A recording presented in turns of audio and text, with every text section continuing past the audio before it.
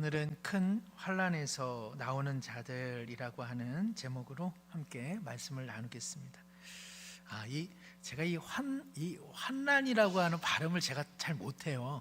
이거 환난인가요? 환난인가요? 환난이죠. 환난인가요? 네, 환난으로 읽어도 괜찮죠? 이게 난으로 읽어야 되나? 아니요, 제가 가끔 헷갈렸어요.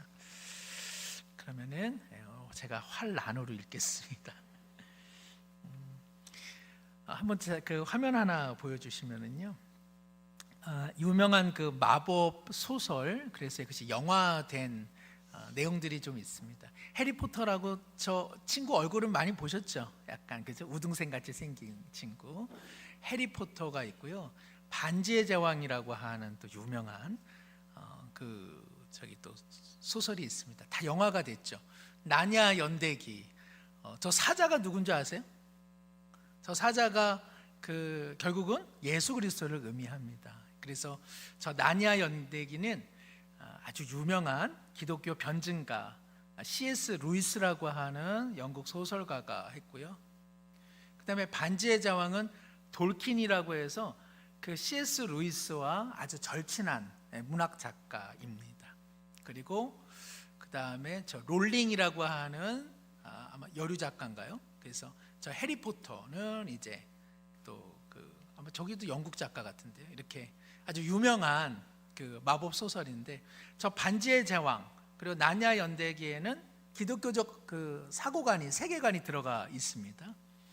해리포터도 못지않게 기독교적 관점으로 볼만한 내용인데, 저거 아마 해리포터 글쎄요, 우리 성도님들께서도 좀 보신 분들이 계신지 모르겠습니다만 저기 여러 편 나와 있는데 저는 1편밖에 보지는 않았습니다. 오늘 근데 1편이 제가 설교 준비하면서 생각이 나더라고요. 저 해리포터 저 주인공 저 친구가요, 자기가 그 이모 집에서 학대를 받으면서 이렇게 자라나거든요. 그런데 사실은 저 해리가요, 어마어마한 그 마법사 집안의 그 유일한 생존자입니다. 그래서 그의 몸에는요, 어마어마한 그 마법사의 영웅적인 피가 흐르는데 자기 자신은 알지 못하고 있었죠. 그러나 그것을 깨닫게 됩니다. 우리 아버지, 우리 어머니가 위대한 마법사였고, 그리고 나는 마법사로서의 소명이 내게 있구나라는 것을 비로소 깨닫게 되는 것이죠. 우리도 그렇죠. 우리는 우리 자신이 누군지 사실은 잘 모르는 경우도 참 많이 있는 것 같습니다. 우리는 왕 같은 제사장이며 하나님의 부르심을 받았고 하늘의 시민권자인데, 때때로 우리는 우리의 정체성을 잃어버리고 또 자각하지 못하면서 살아갈 때가 있는 것이죠. 두 번째, 저 해리와 관련해 가지고는요, 볼드모트라고 하는 사악한 악의 화신이 그 해리포터의 집안을 다 멸살시키려고 하는 계획을 가지고 있었습니다. 그런데 실패를 합니다. 그 어머니 릴리가 자신의 목숨을 내어주면서까지 이 볼드모트와 싸우면서 그녀는 죽게 되지만 결국은 해리포터의 어떤 그런 그 보호막, 그래서 해리포터는 쉽게 사그라지지 않는 존재가 될 수 있었습니다. 그것은 바로 이 어머니의 희생적인 사랑 때문이었죠. 우리도 그렇죠. 보이지 않는 악한 영, 또 사단이 우리를 언제나 우리의 정체성을 상실케 하고, 그리고 예수 믿는 우리의 신분을 상쇄시키려 할 때에 그리스도의 십자가가 우리 가운데 뭐라고 이야기합니까? 우리의 죄와 사망에서 우리는 해방되었다. 비록 연약한 존재이지만 하나님의 은혜로 주장되어지는 인생이다. 그것이 바로 십자가가 말하고 있는 것이죠. 십자가는 뭡니까? 너는 가, 애들은 가, 그것이 아니라 누구든지 내게 나와도 된다. 바로 해리는 자신이 어떻게 존재하고 있는지 알지 못했습니다. 그러나 오래전에 그의 사랑하는 어머니가 해리를 위해 목숨을 바침으로써 해리는 인생의 보호막을 경험하고 있는 것, 그것이 바로 우리의 이야기라고 할 수 있습니다. 볼드모트라고 하는 이 악의 화신은요, 해리에 대해서 알고 있었습니다. 릴리의 자녀인 저 해리가 존재하는 한 내 존재가 위험하다 생각해서 끊임없이 제거하려고 한 것이죠. 말씀드린 것처럼 사단은 어떤 면에서 우리의 정체성을 더 잘 알고 있습니다. 우리가 우리 자신에 대해서 알고 있는 것보다 사단이 때로는 우리에 대해서 더 잘 알고 있죠. 우리의 고귀한 신분에 대해서, 우리가 하나님의 자녀라는 사실. 그래서 사단은 할 수만 있다면 우리를 무너뜨리려 하는 것이죠. 제가 이 마법사 해리포터 이야기를 설교 전반에 말씀드린 것은, 이야기가 갖고 있는 어떠한 내용들이 어떤 면에서는 요한계시록이 오늘 우리 가운데 제시하고 있는 내용과 일맥상통하기 때문에 그렇습니다. 고아로 자라면서 자신의 정체성을 몰랐던 해리포터처럼 우리도 세상 속에서 우리가 하나님의 자녀라는 정체성을 놓쳐버릴 때가 있고, 그럼에도 불구하고 나는 왜 하나님께 사랑받는가? 그것은 바로 예수님의 희생적 죽음 때문이라는 사실. 그럼에도 불구하고 사단은 끊임없이 우리를 주저앉히려고 하는 세상 가운데 우리 모두 살아가고 있습니다. 그래서 요한계시록은 끊임없이 우리 가운데 이야기하고 있는 것이죠. 예수 믿는 교회, 예수 믿는 신자는 어떠한 신분이며 어떠한 승리가 보장되었는가를 끊임없이 요한계시록 뿐만 아니라 성경 전체가 우리를 영적 전망대에서 바로 그렇게 우리의 시각을 주님을 향해, 하나님 나라를 향해 보게 하고 있습니다. 해리포터가 나중에는 어디로 들어가냐면 호그와트라고 하는 마법사 학교로 그가 들어갑니다. 자신의 정체성을 희미하게나마 깨닫게 돼요. 그래서 호그와트에서 마법의 훈련을 통해서 자기 안에 있는 그 마법의 힘들을 한껏 발휘하게 되는 것처럼, 우리도 성경이라고 하는 호그와트로 들어가서 우리의 신분, 그리고 우리 가운데 이미 승리하신 그 하나님의 은총을 다시 한번 확인하게 되는 것이죠. 이 해리포터에서 이 악한 볼드모트는 끊임없이 이 해리포터를 없애려고 했습니다. 어떤 면에서는요, 사단도 참 부지런한 거예요. 예수 믿는 사람들이 참 부지런하죠. 그러나 사단도 꽤 부지런하다는 사실을 우리는 기억할 필요가 있습니다. 우리가 영적인 지각을 가지고 세상을 바라보면 어떻습니까? 사단이 놀고 먹는 것 같습니까? 아니면 아침부터 밤늦게까지 열심히 수고하는 것 같습니까? 참 열심히 수고하는 것 같아요. 그런 생각을 많이 합니다. 그죠? 우리 자신을 봐도 그렇고, 우리 내면에 일어나는 우리 악한 욕망들을 생각해 봐도 그렇고, 그리고 세상에서 일어나는 여러 가지 일들을 보기만 해도 사단이 놀고 먹고 있는 것은 아니구나, 참 바지런하구나 라는 생각을 할 수밖에 없는 것이죠. 사단이 열심히 인생을 살아간다라고 하는 것의 단적인 예가 오늘 본문에 나와 있죠.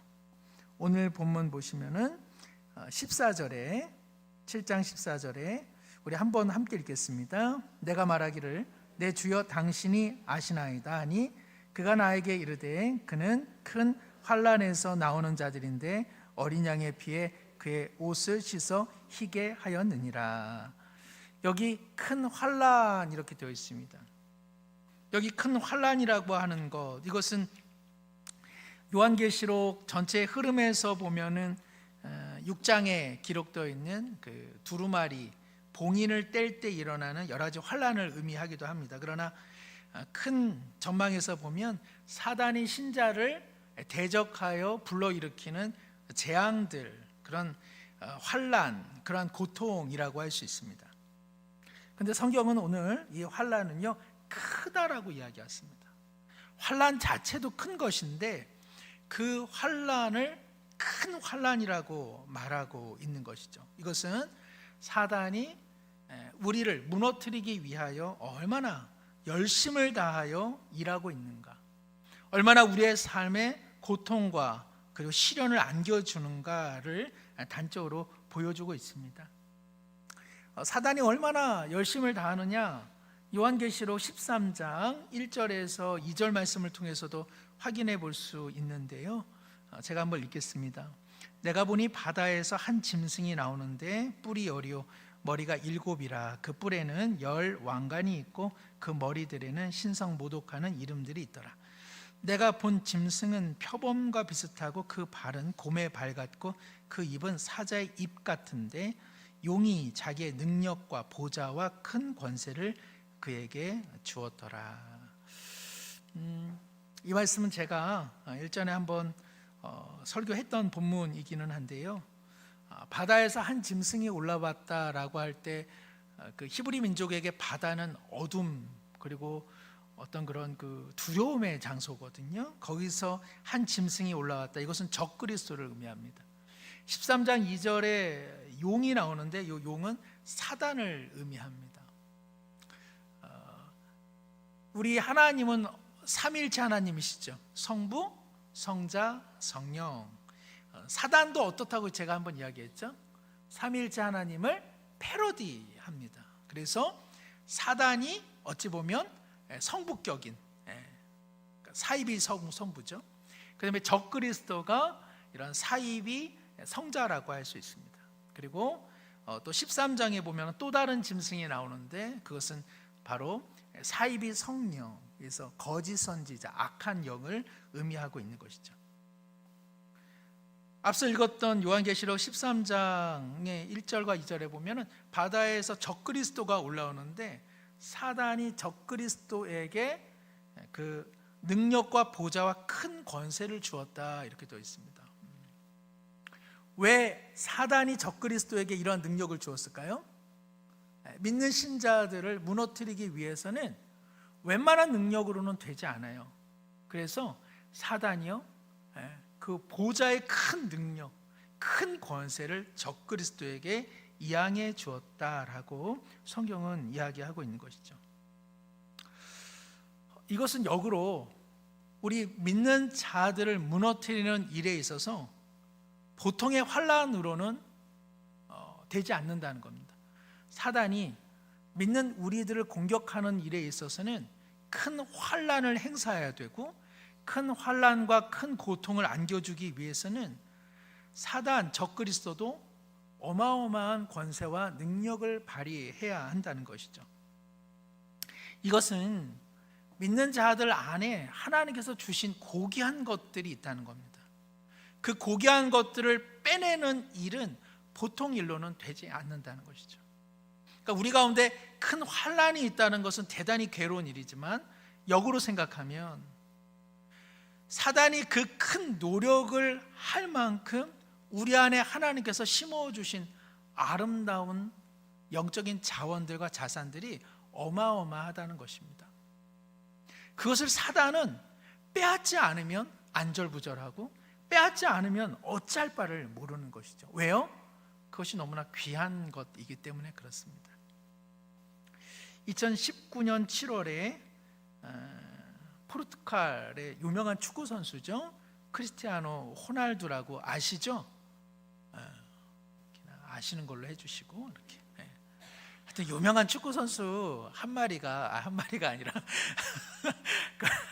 왔는데요. 유벤투스라고 하는 이탈리아 명문팀에 그 소속돼 있어서 그 유벤투스가 이제 아시아를 투어하면서 싱가포르 그리고 중국 거쳐가지고 이제 우리나라에 왔단 말이죠.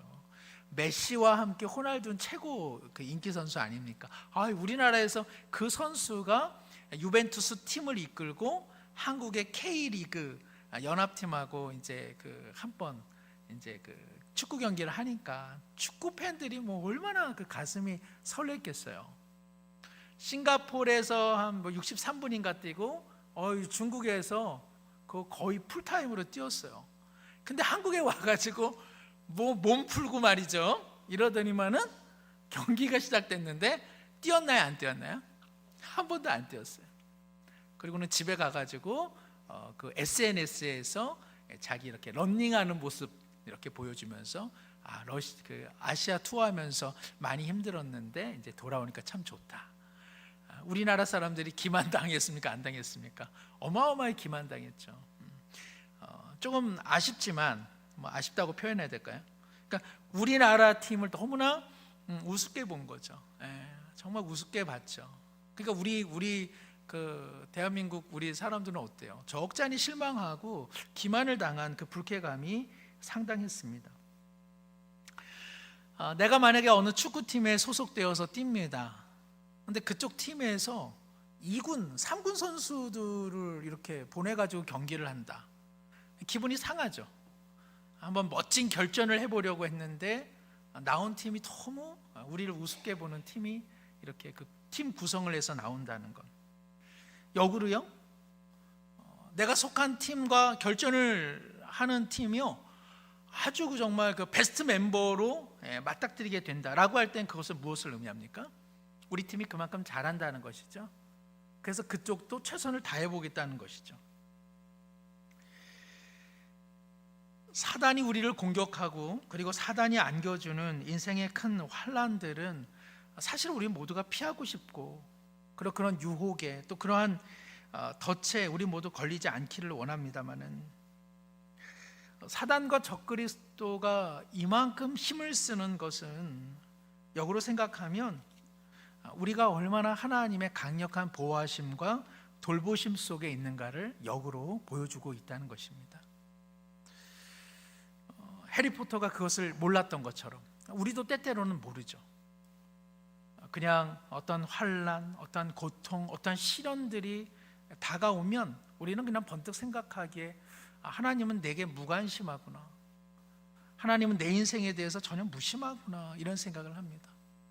그러나 역으로 생각하면 하나님의 돌보심과 보호하심이 너무나 강력하기에 사단조차도 삼위일체로 연합되지 않으면 정말 우리 신자됨의 그 귀한 권리, 그리고 영화로운 신분, 그리고 하나님의 자녀로 십자가를 통하여 정말 하나님의 사랑받는 자가 된 이 사실을 이 사단이 어떻게 넘어설 수 없는 것을 보게 되는 것이죠. 사단이 하나는 알고 있습니다. 이미 예수 그리스도를 통해서 하나님의 자녀가 된 일에 구원이 번복될 수 없다는 것을 알고 있죠. 그러면은 사단이 할 수 있는 최고의 전략은 무엇이냐? 하나님의 자녀이지만 하나님의 자녀답게 살지 못하도록 하는 것, 그것이 바로 사단이 하는 궁극적인 목적인 것이죠. 어차피 하나님의 자녀됨의 신분을 어떻게는 못하지만 그 스스로가 하나님의 자녀 아닌 듯 살아가게 하는 것, 이것이 어찌 보면 사단이 하는 최고의 환난이라고 할 수 있습니다. 풍성한 삶을 살게 하지 못하는 것이죠. 예수님께서는 자신이 온 것은 생명을 얻게 하고 그 양이 생명을 더 풍성히 살게 하는 것이라 말씀하셨는데, 생명은 있을지언정 풍성한 삶을 살지 못하게 하는 것이죠. 누리지 못하게 하는 것이죠. 그런 예화 우리가 많이 조금 들어보셨죠? 어느 호화 유람선에 탑승했는데 일주일 동안 쫄쫄 굶었다는 거예요. 호화 유람선에 탑승할 수 있는 백사스는 있었지만 뭐는 없었어요. 음식을 사 먹을 돈은 없었어요. 그래가지고 그냥 물만 먹고 그저 어디 매점 가가지고 그냥 어디 초콜릿이나 핫바나 하나씩 먹고 그렇게 유람선을 보냈단 말이죠. 알고 보니까 어때요? 그 유람선에 탑승할 때 무슨 경비까지 다 포함되어 있었던 거예요? 조식, 중식, 석식까지 다 포함되어 있었는데 그 사실은 알지 못하고 유람선에서 그냥 배를 줄이면서 그 시간을 보냈단 말이죠. 그런 사람이 항구에 내려가지고 이야기할 수 있는 그 이야기거리는 뭐만 있었겠어요? 배고파서 죽는 줄 알았다. 그 얘기 외에는 유람선에서 무슨 이야기가 없죠. 다른 사람들은 어떻겠어요? 유람선이 제공한 그 많은 버라이어티 같은 것들로 인해서 얼마나 기뻤는지 또 타고 싶어 그렇게 이야기하겠죠. 그거죠. 바로 사단이 우리를 향해 총공세하는 내용이 바로 그겁니다. 예수님을 믿되 어떻게 믿게 합니까? 아무것도 누리지 못하게 믿게 하는 것이죠. 그저 천국 하나 간다, 그거 외에는 아무것도 용을 쓰지 못하게 하는 것. 그런 면에서 사단이 오늘 우리 시대를 가장 공격하는 가장 치명적인 것은 바쁘게 하는 것 아닌가 싶습니다. 온통 정신을 빼놓는 거죠. 하나님을 향해 집중하지 못하게 하죠. 하나님 앞에서 나라고 하는 자녀됨의 인생이 무엇이고, 예수님을 믿는 것이 무엇이고, 예수님을 따르는 것이 무엇이고, 예수님이 보여주고 있는 세상이 무엇인지 못 보게 하는 거죠. 그냥 온통 정신을 빼놓게 하는 거죠. 바쁘게 하는 것이죠. 오늘 우리 시대는 그냥 우리나라는 자체가 바쁜 게 덕인 나라잖아요. 노는 꼴을 못 보죠. 우리는 누가 가만히 있으면 노는 거죠. 담배를 피는 거는 괜찮습니다. 하여튼 뭐 몇 번 말씀드렸지만 군대에서 가만히 쉬는 시간에 나뭇가지나 꺾고 있으면은 이게 노냐 하면서 머리를 한 대 주워박지만 담배를 피면은 괜찮아요. 그게 참 신기하더라고요. 그래서 저도 나도 담배나 피워볼까 하는 생각을 그때 처음 가졌습니다.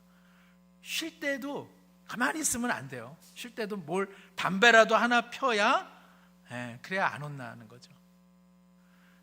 오늘 우리 시대는 정신을 온통 빼앗겨 놓죠. 그래서 예수 믿는 것이 무엇인지, 그리고 하나님 앞에서 자신을 돌아보는 시간이 거의 없습니다. 우리의 예배 시간은 어떤가요? 예배 시간에 하나님의 말씀 앞에 우리 자신을 보고 있는지요? 아니면은 예배 시간에조차도 사람을 보고 뭐가 이상하다. 오늘 목사님이 좀 이상하다라든지 끝나고서 어디 가야 된다라든지, 그죠? 정신없게 하는 거죠. 예수 믿는 사람으로서 소극적으로 살게 하는 것이죠. 신자의 영광에 대해서는 무지하게 하는 것이죠. 서신서를 보면은 바울 사도는 하나님을 믿는 신자의 영광스러움에 대해서 여러 모양으로 이야기하지만 우리는 그런 것들을 다 놓쳐버리고 그저 아주 소극적인, 아주 기본적인 신앙생활, 그것으로 만족해 할 때가 많죠. 그래서 예수님 잘 믿는 것은 광신자나 하는 거다, 그런 소명받은 사람이 하는 거다, 목회자가 하는 거다, 선교사들이 하는 거다, 중직자들이 하는 거다, 이렇게 해서 자기 자신은 다 열애를 시켜버리는 건, 이것이야말로 사단이 하는 대환란이 아닌가 싶습니다. 대환란. 신앙의 높은 수준을 보고 나도 저 고봉을 한번 올라가 봐야겠다, 나도 정말 예수 믿는 사람답게 살아봐야겠다, 지금은 내가 이렇게 살았지만 내가 지금이라도 정말 예수님처럼 살아보고 싶다, 그런 열망을 품는 것보다는 나는 저런 사람보다는 나는 저 인간보다는 내가 낫지, 그래서 우리의 수준을 이렇게 내려뜨리면서 살아가게 하는 것, 이것이야말로 사단이 오늘 우리 시대에 교묘하게 다가오는 유혹이 아닌가, 그런 생각이 듭니다. 어떤 사람이 오지에서 물을 발견했는데, 오지에서 물을 발견했어요. 그냥 한 며칠 동안 물을 못 먹었어요. 씻지를 못했어요. 근데 오지에서 그 물이 나오는 거예요. 좋았겠어요, 안 좋았겠어요? 너무 좋았겠죠. 그리고서 그 사람이 하는 말, 요 옆에 맥심 커피가 있으면은 종이컵에다가 뜨뜻한 물이 좀 나오면은 어떻게 좀 먹을 텐데, 샴푸가 없네, 여기 비누가 있으면은 좀 샤워를 하고 갈 텐데, 그렇게 이야기를 하더라는 것입니다. 만족보다는 항상 불평하는 것, 칭찬보다는 뭔가 잡아내는 것, 이런 것도 사실은 대환란이죠. 성도와의 관계에 있어서 뜻하지 않은 사고, 가족의 상실, 자녀의 어떤 실패, 부모님의 병환, 경제적인 어려움, 인간관계의 어려움, 이런 것들은 환란인 것이 분명합니다. 그러나 우리가 이 환란 속에서도 이러한 영적인 감각이 있다면, 이러한 공격, 이러한 환란이 있다는 것은 정말 내 안에 소중한 무엇이 있구나, 그것을 빼앗으려고 사단이 총공세를 하는구나. 이것들이 쉽게 빼앗기지 않는 이유는 하나님께서 지켜주고 계시는구나. 우리가 뭐 영적 전쟁이라고 해가지고요, 뭐 그렇게 거창하게 이야기할 것도 없습니다. 우리 자신을 보면 되죠. 우리 안에 소중한 것이 있어서 이것을 뺏으려고 하는 환난, 그리고 유혹들, 그 속에서도 우리 때때로 실패하지만 그러나 다시 우리를 붙잡아 주시는 하나님의 은혜, 이것을 우리는 우리의 삶의 큰 환난을 통해서 경험하게 되는 것이고요, 그런 측면에서 보면은 큰 환난이라고 하는 것이 매번 우리에게 손해보는 것만은 아니다라는 것이죠. 헨리 나우엔이라고 하는 유명한 영성 신학자가 있습니다. 네덜란드 출신으로 예수회 사제이기도 한데, 그는 예일대학교, 하버드대학교에서 가장 인기 많은 교수였습니다. 세상에서 가장 저명한 영성 신학자였던 헨리 나우엔이 그러나 1996년 하나님의 부르심을 받기 전까지 그는 캐나다 토론토의 데이브레이크라고 하는 장애우들과 함께하는 공동체에서 그의 나머지 많은 삶을 그들과 함께 보냈습니다. 어떤 목사님이 그 헨리 나우엔이 있었던 데이브레이크를 방문해 가지고 혹시 헨리 나우엔 아시죠? 그랬더니 거기에 계신 어느 한 노파가 그 사람 참 좋은 사람이었어 라고 말하고서는 그 다음에 아무 이야기도 하지 않더라는 것입니다. 우리나라에만 해도, 전 세계적으로만 해도 헨리 나우엔의 책이나 저서는 엄청난 그 권위를 갖고 있습니다. 그러나 그가 그 데이브레이크라고 하는 공동체에서는 얼마나 겸손하게 생활했는지 그 할머니가 기억하는 거, 헨리 나우엔 좋은 분이었어 라는 것 외에는 아무것도 갖고 있는 지식이 없었다라는 것이죠. 헨리 나우엔에게 물어봤습니다. 가장 성공적인 삶을 살고 있었음에도 불구하고 왜 이곳에 왔습니까? 헨리 나우엔이 말하기를, 그런 것들은 내 영혼에 가장 가치 있는 것에 만족을 주지 못했다는 겁니다. 그리고 가장 소중한 것을 더 이상 잃고 싶지 않아서 나는 그곳을 떠나왔다고 이야기했다는 것이죠. 우리 모두 삶의 자리를 다 박차고 어디로 떠나야 된다라는 말씀을 드리는 것이 아니라, 때때로는 어떤 가정의 아픔, 인생의 고통, 상실, 뜻하지 않은 재난, 환난 속에서 우리 하나 깨닫게 되는 것은, 인생에 있어서 가장 소중한 것은 무엇인가? 사단이 우리 안에서 빼앗으려고 하지만 하나님께서 결코 빼앗기지 않도록 지켜주고 있는 것은 무엇인가? 그것을 끊임없이 생각할 수 있다면 지혜로운 사람이 아닌가, 그런 생각이 듭니다. 저는 지금도 시금치국을 먹고 그 다음에 칼국수를 먹고 된장찌개를 먹을 때, 제가 지금 말씀드린 거에는 공통적인 어떤 그 재료가 하나 들어가 있는데 뭘까요? 조자로 시작되고 개자로 끝내는 건데, 조개. 저는 지금도 그 꿈을 못 버립니다. 내가 우연히 먹는 이 조개 속에 언젠가는 진주가 있을 수도 있을 거다. 그래서 저는 조심스럽게 그 조개살을 먹습니다. 진주를 혹시나 깨물까 봐. 조개는 모르겠죠. 왜 이렇게 사람들이 그냥 자기를 들볶이는지. 우리는 다 그 마음 하나는 있죠. 이 조개 속에 혹시라도 진주가 있지는 않을까. 그래서 우리는 이 조개를 못 살게 굽니다. 그러나 조개는 잘 모릅니다. 자기 안에 진주가 있다는 가능성을 말이죠. 왜 사단이 우리를 그렇게 공격하는가? 하나님께서 지켜주시는 삶의 소중한 것들이 우리 안에 있기 때문에 그렇습니다. 유명한 글귀이죠. 당신은 돈으로 집을 살 수는 있을지언정 가정을 살 수는 없다. 돈으로 시계는 살 수 있을지언정 시간은 살 수 없다. 좋은 침대는 살 수 있다. 그러나 잠을 살 수는 없다. 좋은 의사를 만날 수 있다. 그러나 건강을 살 수 있지는 않다. 높은 자리를 살 수는 있다. 그러나 존경을 살 수는 없는 것이다. 당신은 피를 살 수는 있다. 그러나 생명을 살 수는 없는 것이다. 세상에는 빼앗겨서는 안 되는 것들이 있죠. 하나님께서는 그런 것들을 지켜가라고 말씀하고 계십니다. 오늘 우리 시대에 우리의 영혼을 빼앗는 것들이 너무나 많습니다. 사단은 끊임없이 그것들을 빼앗으려 하고 있습니다.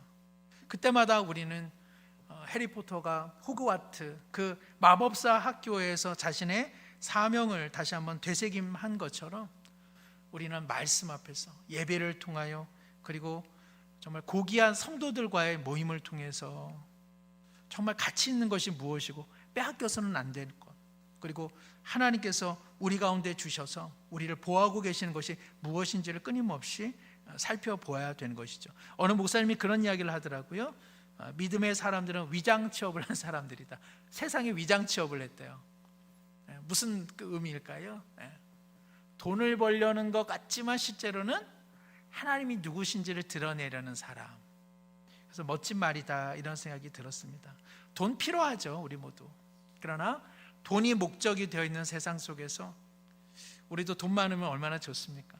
그러나 그럼에도 불구하고 우리의 삶의 가장 소중한 것을 거기에 두지 않고 하나님을 전하는 것, 그것이야말로 하나님께서 우리 가운데 두신 아름다운 정체성이고, 그거를 누가 못 본다는 거예요? 사단이 그 꼴을 못 봐서 우리를 넘어뜨리고 우리를 괴롭히고 있죠. 예수 그리스도를 믿음으로 시작된 우리의 용서하는 마음, 그렇죠? 예전에는 우리가 뭐 용서 같은 거 있습니까?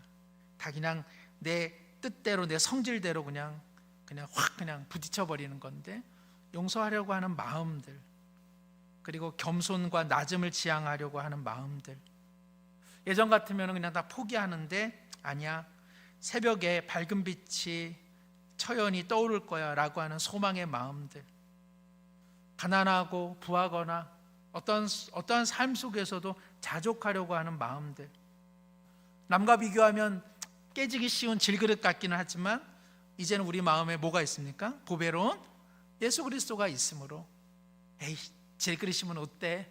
내 안에 그리스도께서 계시잖아. 그 마음들, 다른 사람들 내 마음 모르지만 하나님 아심으로 다시 억울한 마음 내려놓고 마음의 기지개를 피고 다시 섬기려는 마음들. 세상은 끊임없이 선을 가르고 편을 만드는 이 세상 논리 속에서 하나님과 세상에 다리를 놓는 제사장적 삶을 사는 비전들, 내 뜻대로 되는 것 아무것도 없어도 주님 뜻 이루어지겠지라고 하는 믿음들, 이런 것들이죠. 이런 것들이야말로 우리 신자가 갖고 있는 영광스러운 것들이죠. 이것을 뺏으려고 사단이 끊임없이 우리의 마음을 휘젓고 있습니다. 그럼에도 불구하고 우리는 승리하는 거예요. 왜냐? 오늘 말씀에 뭐 어떻게 되어 있습니까? 그가 나에게 이르되 14절에 이는 큰 환난에서 나오는 자들이더라. 지금 사도 요한은 두 가지 현실 속에 놓여져 있습니다. 그의 인생의 현실은 지금 그 세속 로마의 끊임없는 공격과 압력 속에 처절하게 많은 성도들이 지금 힘겨워하고 있는 현실을 보고 있는 것이죠. 그러나 반모섬에서 하나님께서 보여주고 계시는 또 다른 하늘의 현실은 무엇이냐? 그것은 그들이 승리하고 있다는 것입니다. 우리는 요한계시록을 이렇게 보지 않으시는 게 좋아요. 그러니까 이것들이 다 장래에 일어날 일들이다, 이것이 아니라 지금 현실의 두 장면인 거예요. 사도 요한은 반모섬에 유배를 당하고 있는 것도 하나의 현실이요, 또 무슨 현실입니까? 천상에서 큰 환난에서 승리하여 흰옷을 입고 종려가지를 잡고 하나님 앞에, 그리고 예수 그리스도의 구원하심을 찬미하고 있는 14만 4천 명의 그 성도들, 다른 표현으로 말하면 아무도 이루 헤아릴 수 없는 그 무수한 구원받은 백성들, 그것이 바로 또 하나의 현실인 것이죠. 우리는 승리할 수도 있고 우리는 넘어질 수도 있겠습니다. 그러나 예수님은 승리하셨습니다. 그러므로 우리는 승리하지 않는 것이죠. 우리는 승리하는 것이죠. 네. 그래서 오늘 본문 말씀 보시면은 15절에 그 큰 환난에서 나온 이들에게 그러므로 그들이 하나님의 보좌 앞에 있고 또 그의 성전에서 밤낮 하나님을 섬기매 보좌에 앉으시니가 그들 위에 장막을 치시리니. 여기 장막을 친다라고 하는 것은 바로 예수 그리스도께서 그들과 함께하는 임재를 의미하고 있는 것이죠. 16절에 보면은요, 다시는 줄이지도 않고 목마르지도 않고 해나 아무 뜨거운 기운에 상하지도 않을 것이다. 당시에 많은 믿음의 사람들은 로마 황제 숭배 거기에 반대했기 때문에 경제적인 어떤 혜택을 받지 못했습니다. 오늘 우리식으로 이야기하면 그 민생지원금을 받지 못했다고나 할까요? 민생지원금 받으셨어요? 제 계좌번호를 알려드릴 테니까는. 그렇죠. 그들은 어떤 혜택도 누리지 못했기 때문에 그들은 다른 이들보다 줄인 삶을 살았고, 그리고 목마를 수밖에 없었고, 여기 해나 아무 뜨거운 기운이라고 하는 것은 많은 그 믿음의 사람들이 유리방황할 수밖에 없었던 것이죠. 그러나 천상의 관점에서 볼 때 우리 예수님께서 그들에게 먹을 것을 주시고 목마르지 않게 하시고 그들의 그 뜨거운 열기 속에 지쳤던 영혼들을 지금 살려내고 계시는 것이죠. 17절에 뭐라고 되어 있습니까? 한번 함께 읽겠습니다. 이는 보좌 가운데 계신 어린 양이 그들의 목자가 되사 생명수 샘으로 인도하시고 하나님께서 그들의 눈에서 모든 눈물을 씻어 주실 것임이라. 아멘. 요한계시록에서 예수 그리스도는 자주 무엇으로 이렇게 언급됩니까? 어린 양, 그렇죠? 우리의 짐을, 죄의 짐을 짊어지고 가신 어린 양, 죽임당한 어린 양. 근데 그 어린 양이 어디에 있습니까? 승리의 보좌에 계신 것이죠. 어린 양의 승리는 이 땅에서 무너지고 쓰러져 연약해 보이는 바로 성도들이 오히려 승리자가 될 것이라고 하는 것을 끊임없이 보여주고 있는 것이죠. 십자가에서 무력하게 죽임당하신 어린 양, 그 어린 양이 지금 하늘 보좌에 계시는 것이죠. 우리가 이것을 보는 그 눈, 이것을 보는 신앙이 정말 오늘 우리 시대 가운데 너무나 필요한 것 같습니다. 세상도 거칠어져 가고 믿는 사람들도 너무 거칠어져 가는 것 같아요. 예수 그리스도는 거친 분이 아니셨잖아요. 그렇다고 해서 예수 그리스도께서 뭐 그냥 부드럽고 말랑말랑하시고 뭐 느긋느긋했다라는 이야기가 아니라 싸매주시는 분이잖아요. 오늘 그 보좌 가운데 계시는 어린 양이 그 환난에서 그 고통을 뚫고 나온 하나님의 백성들에게 뭐라고 되어 있습니까? 목자가 되어주세요. 어린 양이신데 목자가 되시는 분이죠. 이제는 우리가 그분의 어린 양인 거죠. 그래서 우리를 생명수 샘으로 인도하십니다. 뿐만 아니라 하나님께서도 어떻게 하세요? 우리의 눈물을 닦아주신다, 이렇게 되어 있습니다. 말씀을 맺습니다. 환난은 우리 모두가 경험하고 싶지 않은 것입니다. 그러나 우리에게 한데 환난이 있다라고 하는 것은 우리 안에 어마어마한 것들이 있다는 것이죠. 사단이 그 꼴 못 봐서 우리를 무너뜨리려 하는 것이죠.